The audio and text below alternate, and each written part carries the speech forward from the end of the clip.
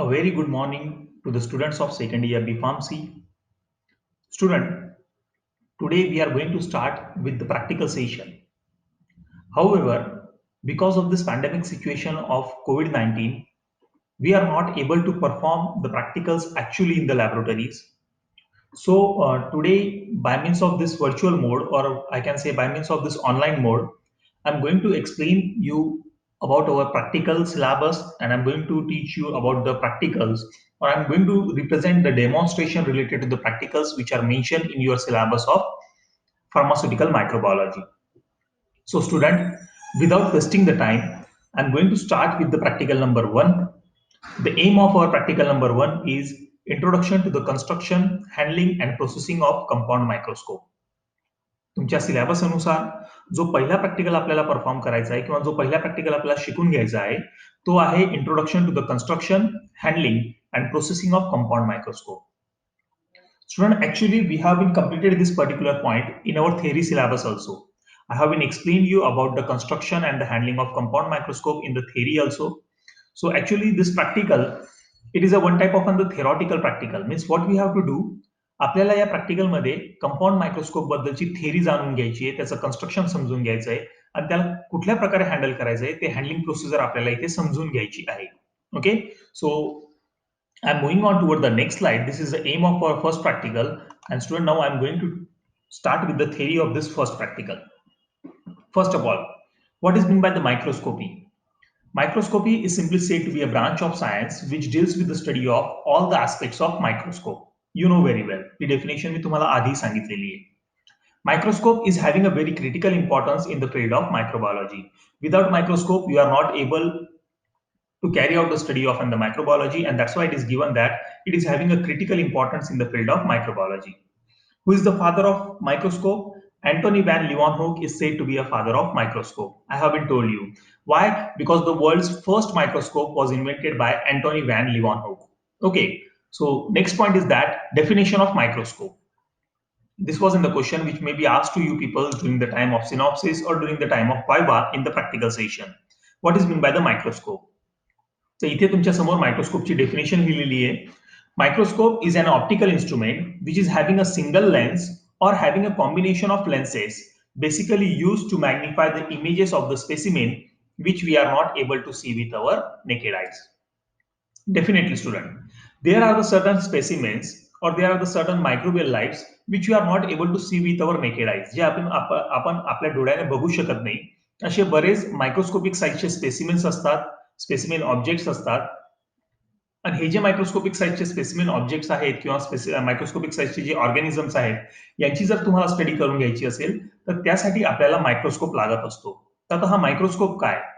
Microscope is an optical instrument.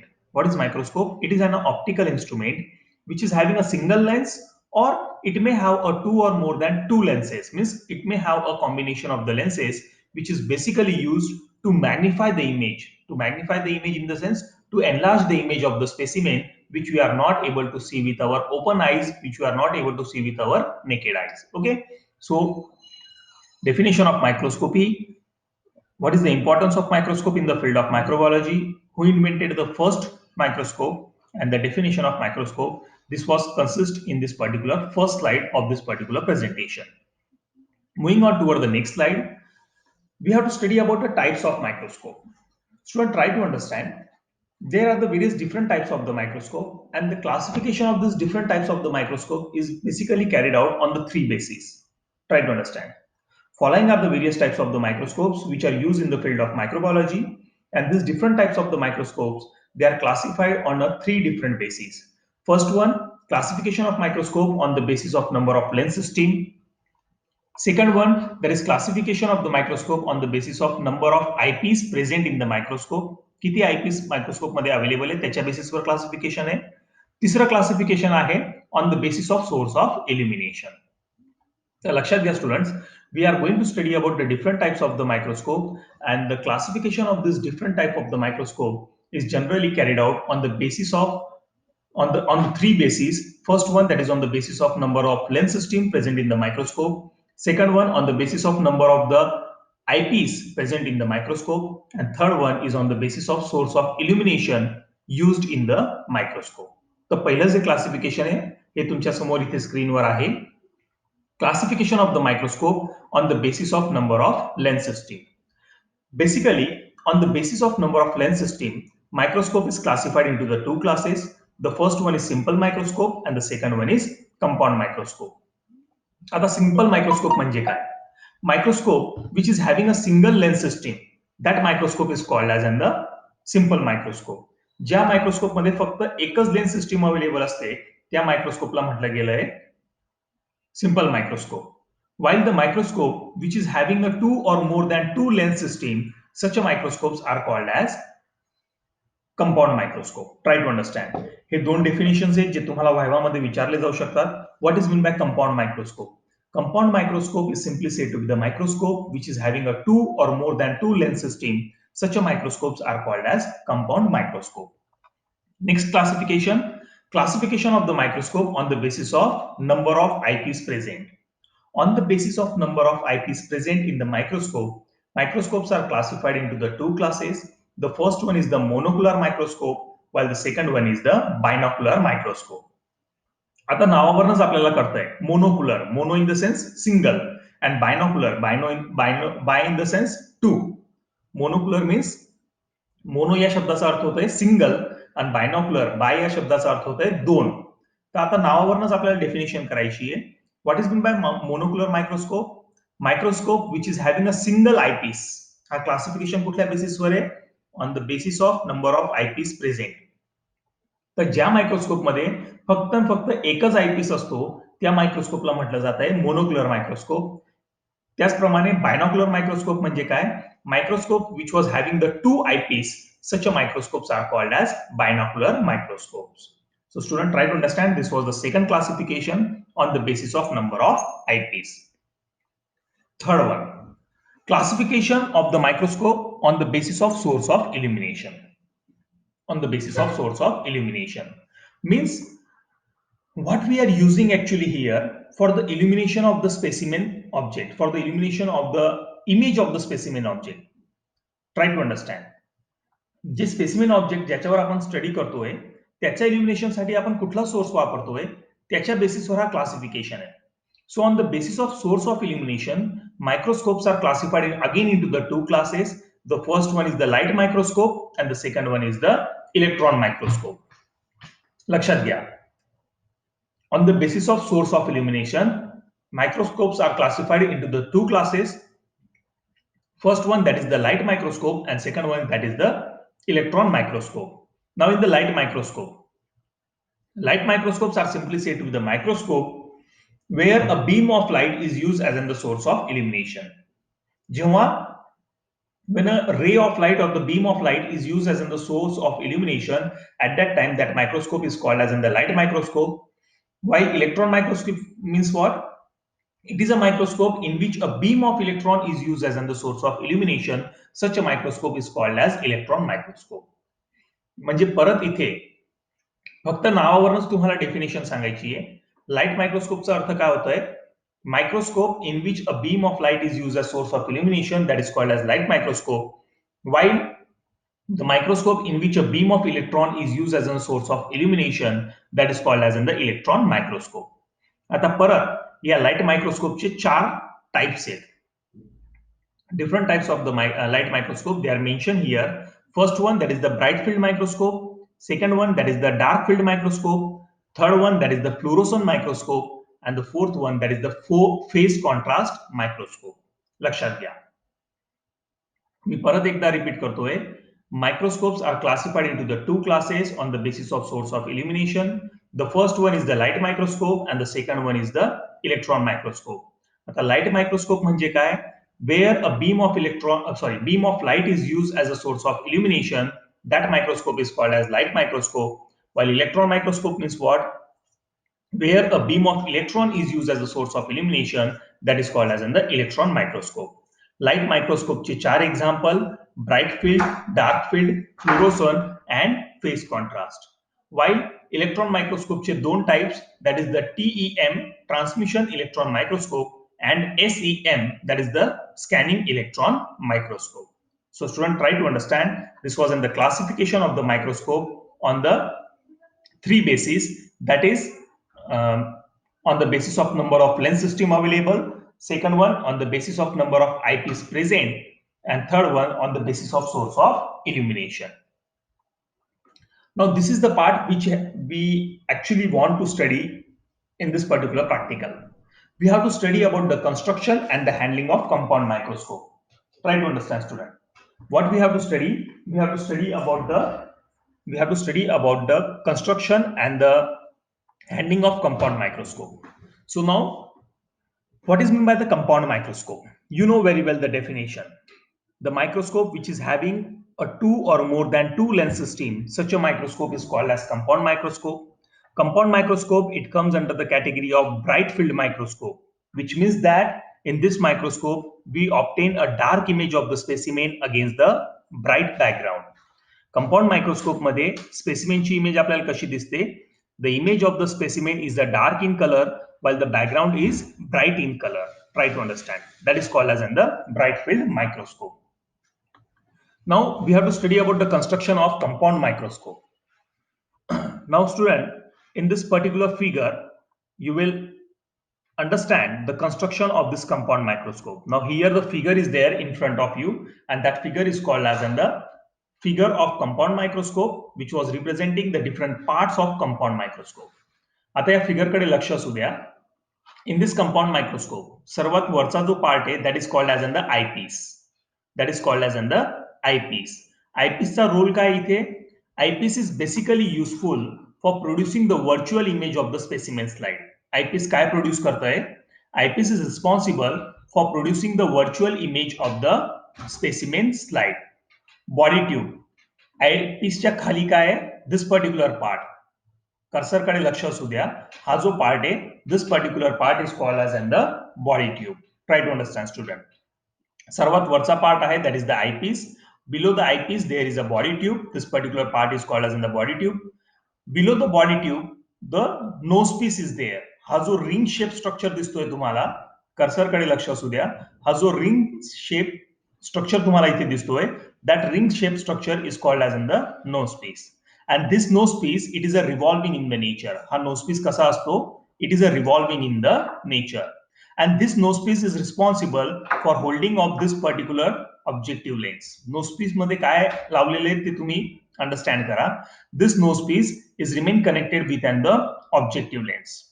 मी परत सुरुवातीपासून explain करतोय. सर्वात वरचा जो पार्ट आहे, that is the eyepiece.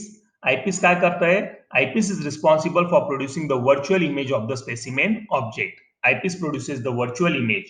And student, remember one thing, we the human being, आपल्याला स्पेसिमेन ऑब्जेक्टची मायक्रोस्कोप मध्ये व्हर्च्युअल इमेज दिसते. आपल्याला फक्त कुठली इमेज दिसते?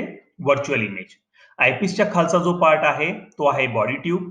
बॉडी ट्यूबच्या खालून हा जो रिंग शेप स्ट्रक्चर आहे, that is called as in the nose piece. आणि हा नोज पीस जो आहे, it is a revolving in the nature. आणि हा नोज पीस कोणाला होल्ड करून ठेवलंय? Nose piece is holding the objective lenses. Try to understand. आता काय होत आहे? As the nosepiece is revolving in nature, मी तुम्हाला सांगितलं की हा नोजपीस रिव्हॉल्व करतो. आपण जसं त्याला फिरवलं का तो फिरला जात किंवा तो रोटेट होतो. आता हा नोजपीस रोटेट होतोय, तर हा नोजपीस रोटेट झाला ना, त्याच्यामुळे हे ऑब्जेक्टिव्ह लेन्स सुद्धा फिरतात, ते सुद्धा रोटेट होतात, ते सुद्धा रिव्हॉल्व होतात. लक्षात घ्या. तर आयपीस, बॉडी ट्यूब आणि नोजपीस हे तीन पार्ट मी तुम्हाला एक्सप्लेन केले. त्यानंतर ऑब्जेक्टिव्ह लेन्स. आता हा जो पार्ट आहे, that is called as in the objective lens. This objective lens it is remain connected in the nose piece. हा ऑब्जेक्टिव्ह लेन्स कुठे असतो? It is remain connected with the nose piece. Now student, basically there are the three types of the objective lens present in the compound microscope.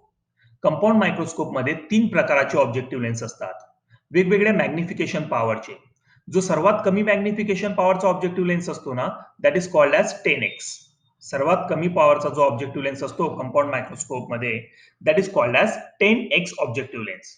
जो high power objective lens असतो त्याला म्हटलं जात आहे 45x objective lens.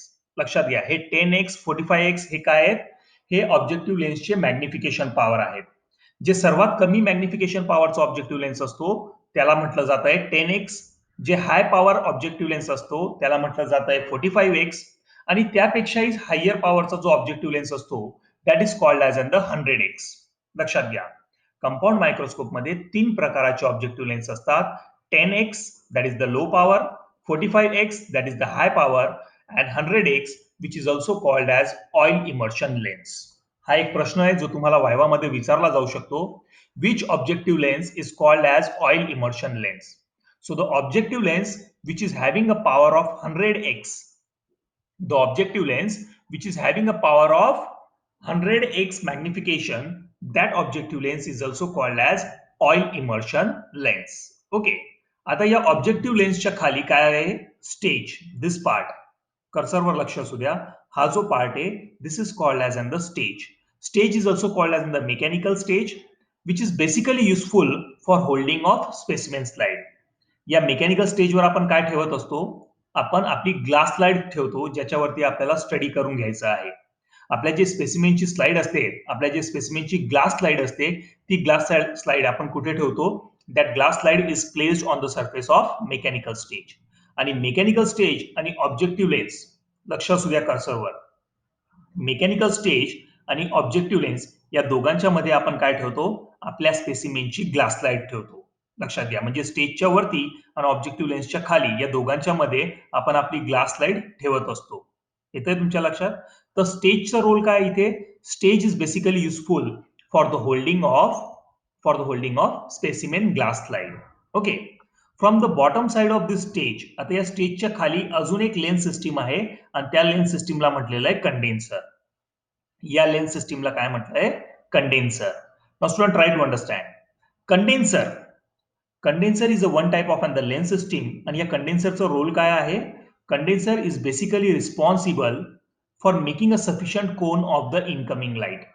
जे light rays या condenser मध्ये जातात त्या लाईट रेजचा सफिशियंट कोन बनवतोय? Condenser. Try to understand. Condenser is having a role of making a sufficient cone of the incoming light. G light या कंडेन्सर लेन्स मध्ये जाते ना, ती लाईट या मिरर पासून रिफ्लेक्ट होते. रिफ्लेक्ट होऊन ती कंडेन्सर मध्ये जाते आणि हा कंडेन्सर काय करतोय? हा कंडेन्सर त्या लाईटचा कोन तयार करतो and that cone of the light is focused on the specimen slide. इथनं जो लाईटचा कोन तयार होतोय तो लाईट कोन कोणावरती फोकस केला जातोय? That cone of the light is focused on the specimen slide which is present on the mechanical stage. आता that cone of light was focused on the specimen slide. Specimen स्लाइडवर तो focus झाला. Specimen slide पासून image उचलली जाते. ती image कोणाकडे जाते? ऑब्जेक्टिव्ह लेन्स मध्ये. ऑब्जेक्टिव्ह लेन्स काय करतोय? Objective lens is basically responsible for producing the real image. Objective lens कुठली इमेज तयार करतो? Real image.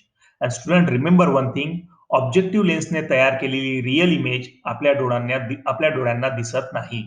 We are not able to see the real image which was produced by this objective lens. आपल्याला कुठली image दिसते? आपल्याला फक्त आणि फक्त व्हर्च्युअल इमेज दिसते. आणि व्हर्च्युअल इमेज कोण तयार करतंय? कर्सरकडे लक्ष असू द्या. व्हर्च्युअल इमेज कोण तयार करतंय? Virtual image is manufactured or virtual image is generally prepared by the eyepiece. Human आईजला फक्त व्हर्च्युअल इमेज दिसते आणि ती व्हर्च्युअल इमेज तयार करायचं काम कोणाचा? आयपीसचा. ऑब्जेक्टिव्ह लेन्स कुठली इमेज तयार करतो? Real image. लक्षात घ्या. तर हे झालं रोल ऑफ कंडेन्सर. कंडेन्सरचा रोल काय? Condenser is responsible for making a sufficient cone of the incoming light.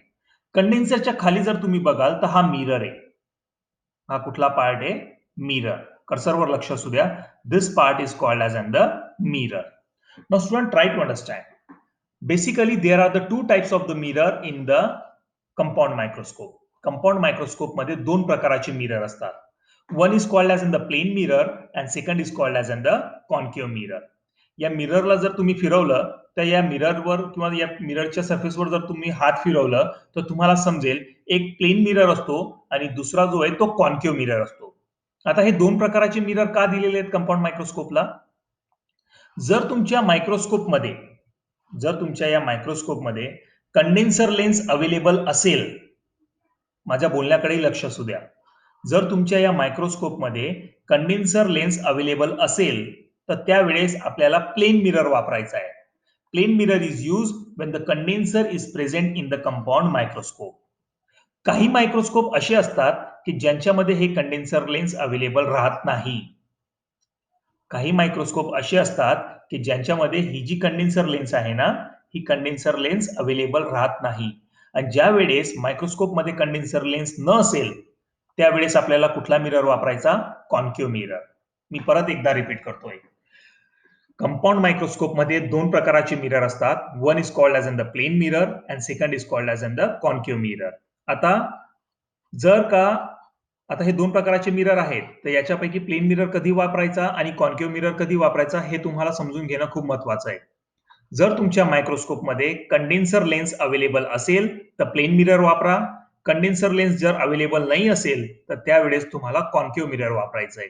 येतंय लक्षात? तर मी परत एकदा रिपीट करतोय. Plane mirror is used when the condenser is present in the compound microscope, while concave mirror is used when the condenser is absent in the compound microscope. आता मिररचा जो खालचा भाग आहे that is called as in the base. मिररचा जो खालचा भाग आहे that is called as in the base और it is also called as in the metallic base. Now student try to understand. हा जो बेस पार्ट आहे ना, it is basically useful for supporting the whole body of microscope. या मायक्रोस्कोपच्या पूर्ण बॉडीला कोण सपोर्ट प्रोव्हाइड करतोय? That support is provided by the base. Okay. This base is also responsible for the stabilization of the microscope at one particular place. तुमचा जो microscope आहे तुम्हाला एका ठिकाणावर जर त्याला स्टॅबिलाइज करायचं असेल तर त्यासाठी तुम्हाला या पार्टची गरज भासेल and that part is called as base. येतंय लक्षात? तर हे झाले सब or these are said to be on all the parts of this particular microscope which are present on the right hand side. First one that is the eyepiece. I am repeating once again. फक्त role सांगतोय मी, लक्षात घ्या. सर्वात वरचा जो part आहे that is called as eyepiece. Eyepiece is basically responsible for producing the virtual image. The human eye is able to see only the virtual image. Okay. Eyepiece चा जो खालचा पार्ट आहे that is called as in the body tube. Body tube, it is movable in the nature. It moves in upward and downward direction. इथे बघा हा एक knob दिलेला आहे, कोर्स ऍडजस्टमेंट नॉब. या कोर्स ऍडजस्टमेंट नॉबला जेव्हा आपण अँटी क्लॉकवाईज डायरेक्शनने फिरवतो, उलट्या साईडने जेव्हा आपण फिरवतो तेव्हा हा बॉडी ट्यूब वरती जातो. आणि जेव्हा तुम्ही या कोर्स ऍडजस्टमेंट नॉबला क्लॉकवाईज डायरेक्शन मध्ये म्हणजे पुढच्या डायरेक्शन मध्ये जेव्हा तुम्ही त्याला फिरवाल त्यावेळेस हा बॉडी ट्यूबचा पार्ट जो आहे तो खाली येतो. म्हणजे हा जो बॉडी ट्यूब आहे ना, this body tube it is basically it is having an ability to move in upward and downward direction. हा body tube upward and downward direction मध्ये मूव्ह करत असतो. बॉडी ट्यूबच्या खाली एक रिंग शेप सारखं स्ट्रक्चर आहे that is called as in the nose piece. This nose piece it is revolving in the nature. जे नोज पीस आहे it is revolving in the nature. This nose piece is basically responsible for the holding of objective lens. हे जे खालचे दोन pictures किंवा photo इथे दाखवलेले आहेत they are called as in the objective lens. आणि हे ऑब्जेक्टिव्ह लेन्स कोणाला अटॅच असतात? The objective lens are remain attach with the nose piece. However, nose piece is the revolving in the nature. जर का nose piece revolving in the nature आहे तर त्यामुळे आपले ऑब्जेक्टिव्ह लेन्स सुद्धा they are also revolving in the nature. Okay. आता nose पीसच्या खालचा पार्ट आहे that is the objective lens. Student, objective lens produces the real image of the specimen slide. Objective lens कुठली इमेज प्रोड्यूस करतात? Real image of the specimen slide. And student try to understand, we the human being we are not able to see the real image. आपल्याला real image दिसत नाही. Objective lens या specimen slide पासनं real image तयार करतात. ती real image या body tube मधनं ट्रॅव्हल होते. लक्षात घ्या, ती रिअल इमेज या बॉडी ट्यूब मधनं ट्रॅव्हल होते आणि ती कुठे जाते? That real image goes in the upward direction and it enters in to the eyepiece. Eyepiece मध्ये गेल्यानंतर त्या रिअल इमेजचं रूपांतर कुठल्या इमेज मध्ये होतंय? व्हर्च्युअल इमेज मध्ये. आणि वी द ह्युमन आय, आणि आपल्याला कुठली इमेज दिसते? We are able to see only the virtual image which was produces by this eyepiece. Okay. आता ऑब्जेक्टिव्ह लेन्स नंतर पुढचा पार्ट आहे स्टेज. स्टेजचं काम काय आहे? Stage is basically useful for holding of the specimen slide. जी स्पेसिमेन स्लाइड असते ज्याच्यावरती आपल्याला स्टडी करायचं आहे ती स्पेसिमेन स्लाइड या स्टेजवर ठेवली जाते. स्टेजच्या खालचा पार्ट आहे condenser. Condenser, this is again one type of and the lens system. कंडेन्सरचा रोल काय आहे? Condenser is responsible for making the sufficient cone of a light. Condenser काय करतंय? Condenser is responsible for making the sufficient cone of a light. Okay. कंडेन्सरच्या खाली आहे mirror. मिररचा role काय आहे? Mirror is basically useful for collecting the source of light. Mirror is basically useful for collecting the source of light. म्हणजे sunlight असेल, ती sunlight कोण कलेक्ट करतंय? मिरर. टंगस्टन फिलामेंट, बल्ब पासनं लाईट येत असेल तर ती बल्ब पासनं आलेली जी लाईट रेज आहे ती कोण कलेक्ट करतंय? मिरर. जर का तुम्ही मायक्रोस्कोप समोर एक कॅन्डल ठेवली, ओपन फ्लेम कॅन्डल, तर त्या ओपन फ्लेम कॅन्डल मधनं जी लाईट येते ते लाईट कलेक्ट करायचं काम कोणाचं? मिररचं. म्हणजे मिररचं काम काय आहे? Mirror is basically useful for collecting the incoming source of light. ती लाईट ती कलेक्ट करतं, मग त्या लाईटला रिफ्लेक्ट करतो. लाईट अपवर्ड डायरेक्शन मध्ये रिफ्लेक्ट होते. वरच्या डायरेक्शन मध्ये रिफ्लेक्ट झाल्यानंतर ती लाईट कुठे एंटर होते? कंडेन्सर लेन्स मध्ये. कंडेन्सर लेन्स काय करतंय? त्या लाईटचं सफिशियंट कोन तयार करतोय. लाईटचा कोन तयार झाल्यानंतर that cone of light is focused on the specimen slide. Specimen स्लाइडवर फोकस झाल्यानंतर ऑब्जेक्टिव्ह लेन्स काय करतंय? त्या स्पेसिमेन स्लाइड पासून एक इमेज उचलतो आणि ती इमेज कुठली तयार करतो? Objective lens produces the real image. मग ती रिअल इमेज या वरच्या डायरेक्शन मध्ये फ्लो होते, ती बॉडी ट्यूब मध्ये जाते. बॉडी ट्यूब मधनं गेल्यानंतर it enters in to the eyepiece. आणि आयपीस काय करतो? जी व्हर्च्युअल इमेज ऑब्जेक्टिव्ह लेन्सने तयार केली होती त्या व्हर्च्युअल इमेजचा रूपांतर जी रिअल इमेज ऑब्जेक्टिव्ह लेन्सने तयार केली होती त्या रिअल इमेजचं रूपांतर व्हर्च्युअल इमेज मध्ये करतं आणि आपल्याला फक्त आणि फक्त व्हर्च्युअल इमेज दिसते. तर हे झालं construction or the different parts of the compound microscope. त्याच प्रकारे इथे लेफ्ट हँड साइडला परत दोन पार्ट म्हटलेले आहेत, course adjustment knob and fine adjustment knob. आता स्टुडंट लक्षात घ्या, बेसिकली या कंपाऊंड मायक्रोस्कोपमध्ये दोन प्रकाराचे फोकस ऍडजस्टमेंट नॉब असतात. या मायक्रोस्कोपमध्ये दोन प्रकाराचे फोकस ऍडजस्टमेंट नॉब असतात. जो मोठ्या साईजचा नॉब असतो ना, तो जो मोठ्या साईजचा नॉब असतो त्याला म्हटलं गेलंय कोर्स ऍडजस्टमेंट नॉब. इथे स्पेलिंग चुकली आहे कोर्सची, इट इज COAR, यूच्या जागेवर ए असेल. तर जो मोठा नॉब असतो that large size of the focus adjustment knob is called as the coarse adjustment knob. आणि जो स्मॉल साइजचा नॉब असतो that small size of the knob is called as fine adjustment knob. Student try to understand. Compound microscope मध्ये दोन प्रकाराचे focus adjustment knob असतात. जो मोठा नॉब असतो that is called as the coarse adjustment knob आणि जो लहान साइजचा नॉब असतो that is called as the fine adjustment knob. Okay student. आणि हा जो कर्वेचर पार्ट आहे, कर्सरकडे लक्ष असू द्या, हा जो कर्वेचर पार्ट आहे याला म्हटलं गेलंय arm. This part is called as the arm of the microscope. It is called as the arm of the microscope. Okay, now student, I have been explained you all these construction parts or the different parts of and the compound microscope. आणि याचीच सर्वांची theory इथे या खालच्या slide मध्ये दिलेली आहे. जर का तुम्ही या थेरी मधनं जाल किंवा या थेरीला वाचाल, you will easily get understand what I want to explain about the construction of a compound microscope. मी परत एकदा फिगर कडे जातोय आणि फिगर वरनं तुम्हाला पूर्ण वर्किंग प्रिन्सिपल एक्सप्लेन करायचा प्रयत्न करतोय. काय होतंय स्टुडंट, आपण आपल्या मायक्रोस्कोपच्या स्टेजवर आपली स्पेसिमेन स्लाइड ठेवतो. स्पेसिमेन स्लाइड ठेवल्यानंतर आपण मिरर ऍडजस्ट करतो. जर कंडेन्सर लेन्स असेल तर प्लेन मिरर, कंडेन्सर लेन्स नाही असेल तर कॉन्केव्ह मिरर. तुम्ही मिरर ऍडजस्ट केला, सन पासनं जे काही सनरेज येत आहेत किंवा जे काही सनलाईट रेज येत आहेत that all sunrays are collected by the mirror. Mirror काय करतोय? सनलाईट कलेक्ट करतोय. सनलाईट कलेक्ट केल्यानंतर ती सनलाईट वरच्या डायरेक्शन मध्ये रिफ्लेक्ट केली जाते. कर्सरवर लक्ष असू द्या, वरच्या डायरेक्शन मध्ये ती सनलाईट रिफ्लेक्ट केली जाते. Then it enters into the condenser lens. That sunlight enter into the condenser lens. Condenser लेन्सचं काम काय आहे? It makes a sufficient cone of the light. That sufficient cone of the light is focused on the specimen slide which is present on the stage. आता हा जो कोन of light तयार झाला आहे कंडेन्सर पासनं, that sufficient cone of the light it enters or it was get focused on the specimen slide which is present on the mechanical stage. Okay, then this cone of the light it enters into the objective lens. हा जो कोन of the light condenser पासून focus झाला, specimen slide वर आदळला, specimen slide वरनं ती light कुठे जाते? It enters into the objective lens. Now student, objective lens produces the real image of the specimen slide. That real image travel through the body tube and it enters into the eyepiece. Eyepiece मध्ये गेल्यानंतर त्या real इमेजचं रूपांतर virtual image मध्ये होतो आणि आपल्याला आपल्या डोळ्याने कुठली इमेज दिसते, we are able to see the virtual image of the specimen slide. Okay, so I have been explain you construction and the different parts of this compound microscope. आता ही थेरी आहे खाली, मी पूर्ण थेरी परत explain करत नाही.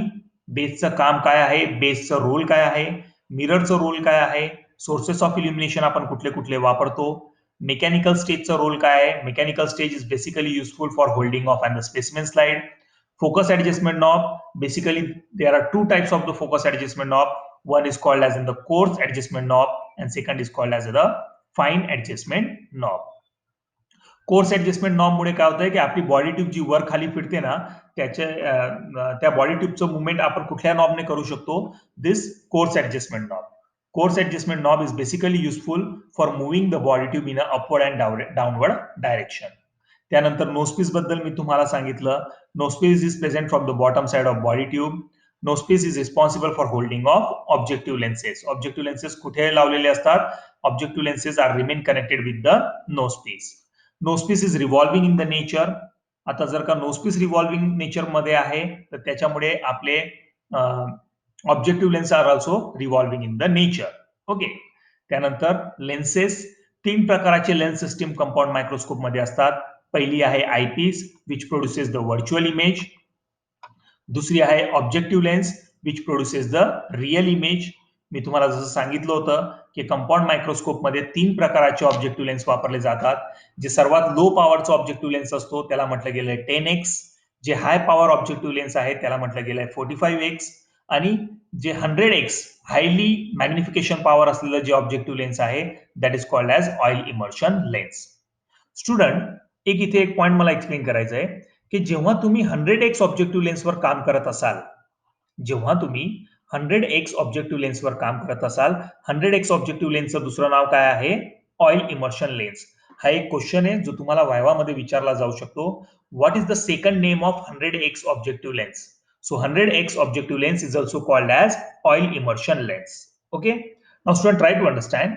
जेव्हा तुम्ही ऑइल इमर्शन लेन्स म्हणजेच 100x ऑब्जेक्टिव्ह लेन्सवर काम करत असाल त्यावेळेस तुम्हाला एक स्पेशल ऑइल वापरावं लागतं. 100x किंवा ऑइल इमर्शन ऑब्जेक्टिव्ह लेन्सवर काम करत असताना आपल्याला एका स्पेशल विशिष्ट प्रकारच्या ऑइलचा वापर करावा लागतं and that oil is called as cedar wood oil. That oil is called as cedar wood oil. Okay student, try to understand, and the main function of the objective lens is to produce the real image of the specimen slide. लक्षात घ्या, objective lens real image तयार करतं. ती real image वरती जाते, वरती eyepiece मध्ये enter करते. आयपीस मध्ये एंटर केल्यानंतर त्या रिअल इमेजचं रूपांतर व्हर्च्युअल इमेज मध्ये होतोय आणि आपल्याला ह्युमन आईजला फक्त व्हर्च्युअल इमेज दिसते, रिअल इमेज आपल्याला दिसत नाही. Okay, moving on toward the next slide. ही होती तिसरी lens system, that is the condenser, then iris diaphragm, then here this is the slide of working principle. आता तुमच्या समोर जी स्लाइड आहे ती वर्किंग प्रिन्सिपलची स्लाइड आहे, पण वर्किंग प्रिन्सिपल मी ऑलरेडी तुम्हाला एक्सप्लेन करून दिलेलं आहे. काय होतंय, वर्किंग प्रिन्सिपलची स्लाइड समजून घेण्याचा प्रयत्न करा. The specimen or the object which is required to examine is usually mounted on the transparent glass. ज्याच्यावरती आपल्याला स्टडी करायचं आहे, ज्या स्पेसिमेनवर आपल्याला स्टडी करायचं आहे, that specimen is firstly mounted on the transparent glass slide and position on the mechanical stage between the condenser lens and the objective lens. आणि ती जी ग्लास स्लाइड असते ना ती आपण कुठे ठेवतो, मेकॅनिकल स्टेजवर ठेवतो. Then the beam of visible light which is collected by means of the mirror. आता विजिबल लाईट कलेक्ट करायचं काम कोणाचं आहे, मिररचं. That mirror is collecting the beam of the visible light and it is focused by the condenser lens on the specimen. Finally, the objective lens picks up the image or picks up the light transmitted by the specimen and it creates the magnified image of the specimen called as the primary image or also called as the real image. आता काय होतंय की condenser पासून जे कोन of the light focus झालं, that light enters into the objective lens. ती light objective lens मध्ये जाते. ती लाईट जेव्हा ऑब्जेक्टिव्ह लेन्स मध्ये जाते तर ऑब्जेक्टिव्ह लेन्स एक इमेज तयार करतो आणि त्या इमेजचं नाव आहे रिअल इमेज. ओके, आता रिअल इमेज तयार झाल्यानंतर ऑब्जेक्टिव्ह लेन्स मधनं ती रिअल इमेज बॉडी ट्यूब मध्ये जाते आणि बॉडी ट्यूब मधनं ती रिअल इमेज कुठे जाते, आयपीस मध्ये. आयपीएस मध्ये गेल्यानंतर आयपीएस काय करतंय, त्या रिअल इमेजचं रूपांतर व्हर्च्युअल इमेज मध्ये करून घेत आहे. आणि मी जसं तुम्हाला सांगितलं की आपल्याला व्हर्च्युअल इमेज दिसते, आपल्याला रिअल इमेज दिसत नाही. तर हा झाला working principle. Okay. Now, student, this is the last point which we have to study in this first practical, that is the handling of microscope. आता मायक्रोस्कोप कसं हँडल करायचं त्यासाठी इथे प्रोसिजर मी पॉइंट वाईज मायनर मध्ये explain केलेली आहे. First, to carry the microscope, hold the arm of the microscope with your one hand and at the same time place your another hand below the base of microscope. जेव्हा तुम्ही microscope एका जागेवरून दुसऱ्या जागेवर घेऊन जातात ना, त्यावेळेस मायक्रोस्कोपचा जो आर्म आहे तिथनं तुम्हाला त्या मायक्रोस्कोपला धरायचं आहे. मायक्रोस्कोप उचलताना एका हाताने आर्म धरायचं आणि दुसरा तुमचा जो हात आहे तो मायक्रोस्कोपच्या खाली बेसला सपोर्टिंग म्हणून ठेवायचा आहे. तर लक्षात घ्या, हा पहिला point. To carry the microscope from one place to the another place, hold the arm of the microscope with your one hand and at the same time place your another hand below the base of microscope. Second point, place the microscope on the flat platform to stabilize it properly. आता तुमचा जो microscope आहे तुम्ही ते एका flat प्लॅटफॉर्मवर ठेवून द्या आणि त्याला स्टेबल करून द्या. Lift up the body tube by revolving the coarse adjustment knob. Body tube पूर्ण वर उचलून घ्यायची by means of and the coarse adjustment knob. मी तुम्हाला सांगितलं body tube is able to move in upward and downward direction. Body tube जी आहे ती वर खालच्या डायरेक्शन मध्ये मूव्ह होते आणि जर का त्या बॉडी ट्यूबला तुम्हाला मूव्ह करायचं असेल वरच्या डायरेक्शन मध्ये किंवा खालच्या डायरेक्शन मध्ये तर तुम्हाला कोर्स ऍडजस्टमेंट नॉब फिरवावं लागेल. Okay. Moving on toward the next slide. Then set the lower power objective lens in the working position by revolving the nose piece. Nose piece revolve करून सर्वात कमी पॉवरचा जो ऑब्जेक्टिव्ह लेन्स असेल, आता सर्वात कमी पॉवरचा objective lens म्हणजे कुठला? 10x. High power objective lens म्हणजे कुठला? 45x. आणि त्यापेक्षाही जास्त मॅग्निफिकेशन पॉवर असलेला ऑब्जेक्टिव्ह लेन्स कुठला? 100x, ज्यालाच आपण दुसरं नाव आहे ऑइल इमर्शन लेन्स. ओके. तर आता काय करायचं, बॉडी ट्यूब वरती उचलायची, नोजपीस फिरवायचं, नोजपीस फिरवल्यानंतर 10x चा जो ऑब्जेक्टिव्ह लेन्स आहे त्याला वर्किंग पोझिशन मध्ये सेट करून घ्यायचं. 10x चा ऑब्जेक्टिव्ह लेन्स वर्किंग पोझिशन मध्ये तुम्ही सेट करून घेतला. Okay. Then adjust the mirror and try to collect the source of incoming light. Mirror adjust करा आणि जे light visible rays of light जे मध्ये येत आहेत त्यांना कलेक्ट करायचा प्रयत्न करा. Okay. Place the slide on the mechanical stage and try to position it centrally over the opening of mechanical stage. Fix out the stage clips to hold the slide at a one fixed position. हे सर्व झाल्यानंतर आता ज्या specimen स्लाइडवर आपल्याला study करायचं आहे, place that specimen slide on the mechanical stage. ती स्लाइड मेकॅनिकल स्टेजवर ठेवा आणि त्या स्लाइडला त्या मेकॅनिकल स्टेजवर फिक्स करून घ्या bye making a use of and the stage clips. काही स्टेजेसवर क्लिप्स असतात, त्या क्लिपच्या खाली जर का तुम्ही ग्लास स्लाइड अटॅच केली किंवा त्या glass slide if you are placing that glass slide below the stage clip, then your glass slide will be remain fixed at a one particular position. Satwa point. Then move down the body tube by using the coarse adjustment knob until the lower power objective get touch to the specimen slide. आता आपण काय केलं होतं, सुरुवातीला body ट्यूबला वर उचलून घेतलं होतं. ओके. स्लाइड ठेवल्यानंतर त्या बॉडी ट्यूबला हळूवारपणे slowly you have to move it in a downward direction. आणि कधीपर्यंत ती बॉडी ट्यूब तुम्हाला खाली आणायची आहे? जोपर्यंत तुमचा ऑब्जेक्टिव्ह लेन्स तुमच्या ग्लास स्लाइडला टच होत नाही. जोपर्यंत तुमचा ऑब्जेक्टिव्ह लेन्स तुमच्या ग्लास स्लाइडला टच होत नाही तोपर्यंत तुम्हाला काय करायचंय, तोपर्यंत त्या बॉडी ट्यूबला खाली रोटेट करून खाली आणायचंय. येतंय लक्षात? नेक्स्ट पॉइंट, 8वा point. Finally looking through the eyepiece. Eyepiece मधनं बघायचं. Finally looking through the eyepiece, lift up the body tube very slowly. आता आयपीस मध्ये बघायचं. बघा, सुरुवातीला बॉडी ट्यूब वर केली, आपण स्लाइड ठेवली, स्लाइड ठेवल्यानंतर पूर्ण बॉडी ट्यूब खाली आणली. खाली कधीपर्यंत आणायचंय? जोपर्यंत ऑब्जेक्टिव्ह लेन्स आपल्या ग्लास स्लाइड सोबत टच होऊन जात नाही. दोघं एकमेकांना टच झाले त्यानंतर आयपीस मध्ये बघायचं. आयपीस मध्ये बघितल्यानंतर हळूवारपणे त्या बॉडी ट्यूबला परत वरती उचलायचं. आता बॉडी ट्यूबला कधीपर्यंत वरती उचलून घेऊन जायचंय तुम्हाला? जोपर्यंत तुम्हाला इमेज दिसायला सुरुवात होत नाही. आयपीस मध्ये बघत असतानाच तुम्हाला हळूवारपणे त्या ऑब्जेक्टिव्ह लेन्सला हळुवारपणे त्या पर्टिक्युलर बॉडी ट्यूबला वरती उचलायचं आहे आणि बॉडी ट्यूबला कंटिन्युअसली वरती उचलून घ्यायचं. कधीपर्यंत? जोपर्यंत आपल्याला एक इमेज दिसायला सुरुवात होत नाही. असं होऊ शकतंय की जेव्हा तुम्ही बॉडी ट्यूबला वरती घेता स्लोली, त्यावेळेस तुम्हाला एक इमेज दिसायला सुरुवात होईल आणि जी इमेज तुम्हाला दिसेल ती अनक्लिअर असणार आहे. दॅट इमेज 10व्या पॉइंटवर लक्ष द्या आता. Point number 10.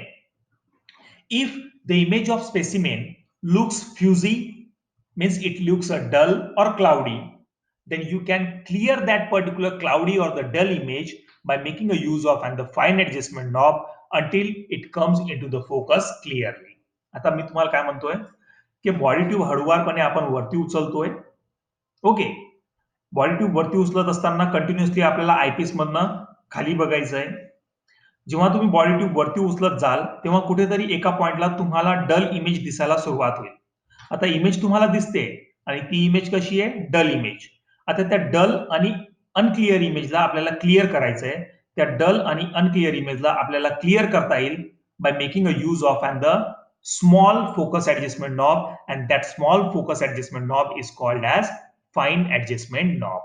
That small focus adjustment knob is called as fine adjustment knob. मी तुम्हाला सांगितलं होतं की कंपाऊंड मायक्रोस्कोपची फिगर दाखवताना मी तुम्हाला सांगितलं होतं की आपल्या कंपाऊंड मायक्रोस्कोपमध्ये 2 प्रकारचे फोकस ऍडजस्टमेंट नॉब असतात. मोठं जे नॉब आहे त्याला आपण म्हणतोय कोर्स ऍडजस्टमेंट नॉब. त्या कोर्स ऍडजस्टमेंट नॉबने आपल्याला काय करता येतंय? बॉडी ट्यूबला अप अँड डाऊन डायरेक्शन मध्ये मूव्ह करता येतंय.